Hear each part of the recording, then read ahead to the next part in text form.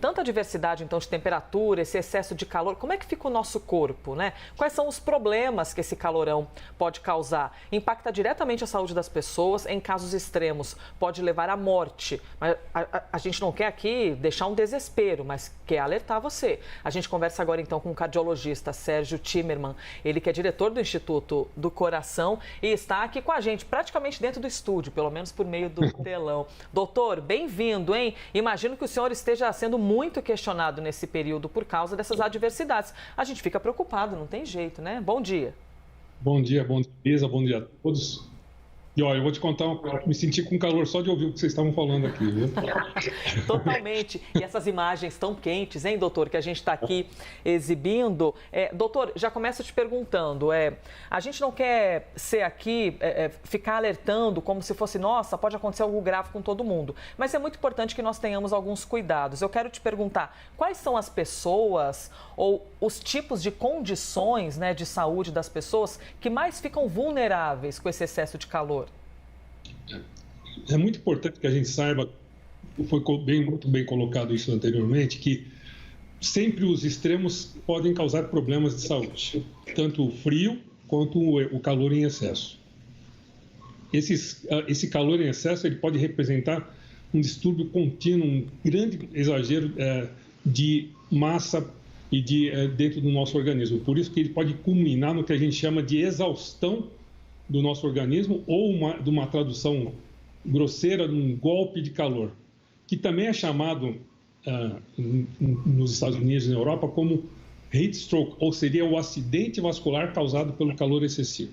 E por que isso acontece? Porque o organismo ele começa a ficar absolutamente em exaustão para tentar compensar toda a vasodilatação que acontece dentro do calor. Por isso, nessa época é fundamental que as pessoas se protejam em algumas situações. Obviamente, a gente fala que nem todo mundo tem condições de estar num lugar com ar-condicionado, nem todos têm condições de estar num lugar em que, muitas vezes, essas pessoas estão em lugares que realmente o calor chega a ser pior. Então, é importante que muitas pessoas que estejam em um lugar que o calor fique até mais intenso do que muitas vezes fora, que ele procure um lugar que ele possa diminuir essa temperatura. Se for o caso, ela vá para algum outro lugar, até mesmo para um escritório que possa diminuir esse calor. É fundamental. Por isso que esse tipo de alerta é fundamental. Não é, quando foi falado aqui sobre os fenômenos que acontecem, o que estão acontecendo, aconteceram na Europa e nos Estados Unidos. Se você pegar, não muito tempo atrás, tanto a França quanto a União Soviética, a Rússia, desculpa, a União Soviética, estou na época antiga, a França quanto a Rússia sofreram, essa foi interessante, sofreram danos muito grandes, nós tivemos mortes em excesso. E por que acontece isso? Porque o organismo está preparado, ele tem um metabolismo para conseguir compensar até certo ponto da nossa temperatura. A partir de uma outra, o organismo, principalmente de pessoas que já tenham pressão alta, pessoas que sejam com problemas no coração, pessoas que tenham problemas renais, essas pessoas sofrem muito. Elas podem ter... Pois não.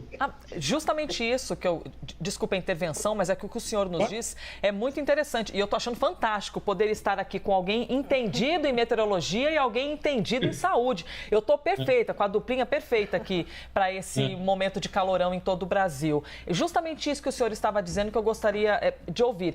Quais são esses sintomas? Porque todos nós, até ou pessoas mais jovens, quando são expostos a essa sensação de panela de pressão, né, esse calor danado, não vem um vento, a gente se sente às vezes meio tonto, meio indisposto, nossa, eu quero sentar, eu quero ficar numa sombra, é uma sensação muito ruim.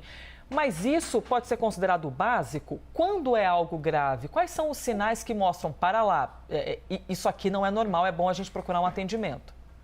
Nós temos duas fases, a fase de exaustão pelo calor e tem a fase que a gente chama do golpe do calor, ou do acidente vascular pelo calor, né? A exaustão é quando, poxa, você está naquele momento, nossa, eu estou mais cansado, eu estou com mais sede, eu estou com um pouco de mal-estar, mesmo náusea. isso você está entrando no limite da exaustão do calor, mas se você começa a ter taquicardia, um cansaço excessivo, falta de ar, ou mesmo se você perde a consciência, você tem uma queda, um desmaio, isso a gente considera de uma emergência causada por esse calor. Esse é o que a gente chama de acidente vascular pelo calor.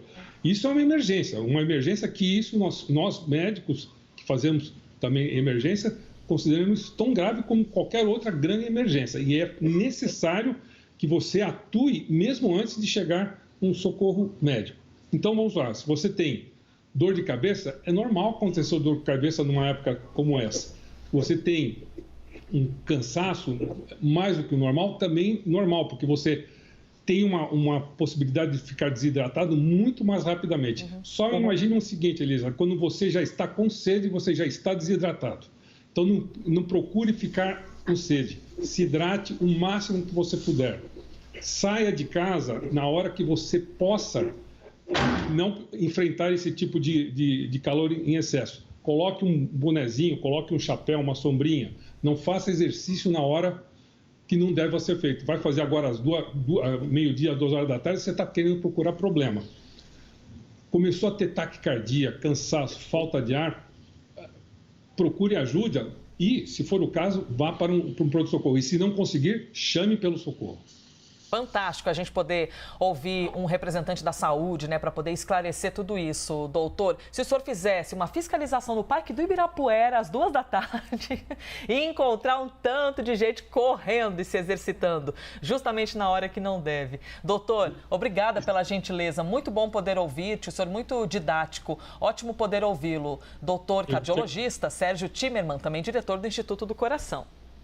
Eu te agradeço e vamos nos proteger, nos hidratar, porque não é fácil não. Domingo acima de 36 graus, gente, vai fazer exercício ou na academia ou faça em casa. E só complementando... Maravilhoso, obrigada, doutor. Por favor, Desirê. A gente costuma falar, até gostaria de comentar com o doutor, porque a gente costuma falar muito em onda de calor sobre as temperaturas máximas, né? Que elas vão para 36, 40 graus, mas a gente esquece de falar das mínimas. As mínimas que ocorrem durante as noites e madrugadas, né? Porque o que o nosso corpo, né? Me corrija, doutor, se eu estiver errada, mas o nosso corpo, ele está acostumado a ter o calor durante o dia e durante a noite refrescado. Tanto Sim. que a dificuldade que a gente sente, né, quando está muito calor para dormir, né, é bem grande, É muito né? ruim. Agora, sim. imagina quando a gente teve a onda de calor agora há pouco, né, na Europa, a gente tinha mínimas, ou seja, a temperatura durante as noites em torno dos 30 graus, ou seja, o corpo não teve o refresco, nem aquele ciclo diário, né,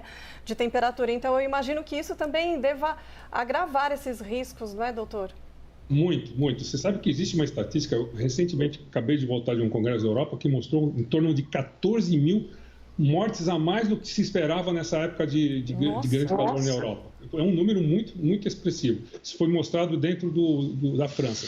Então, e isso que foi colocado é fundamental. Nós temos um sistema de termorregulação. Nós perdemos muito o calor à noite, a gente sente mais o frio durante a madrugada e nós temos que nos adequar a essa termorregulação. Termorregulação é nosso corpo sabe como regular.